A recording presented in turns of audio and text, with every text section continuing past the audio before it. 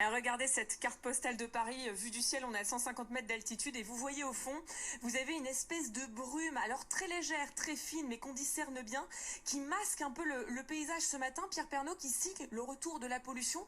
Est-ce qu'on a atteint les mêmes niveaux de pollution que ceux qu'on avait avant le confinement? Alors, on est pratiquement en fait sur une qualité de l'air qui a retrouvé des niveaux de situation habituels, hein, puisque par rapport à ce qu'on avait pendant le confinement avec une baisse notamment de 25% en dioxyde d'azote, on a une situation qui est à moins 15% de niveau en dioxyde d'azote par rapport à une situation habituelle. C'est-à-dire que l'effet du confinement sur la qualité de l'air est en train de s'estomper. Mais comment on explique ça? Parce que quand on regarde ici la circulation, on voit bien qu'on est parvenu au niveau de circulation d'il y a quelques mois et qu'il y a encore peu de voitures, donc le trafic n'a pas encore repris. Comment ça se fait que la pollution elle est déjà de retour? Alors, il y a quand même une reprise progressive du trafic. Par contre, c'est beaucoup plus graduel que ce qu'on a eu lors de la mise en place du confinement. Et on voit sur la quantité de polluants émis qu'on a des axes routiers comme le boulevard périphérique qui sont pratiquement à 90% d'émissions par rapport à ce qu'on avait avant le confinement. Donc on a bien un retour en fait de ces émissions polluantes et donc de ce fait une qualité de l'air qui se rapproche de plus en plus de ce qu'on avait habituellement.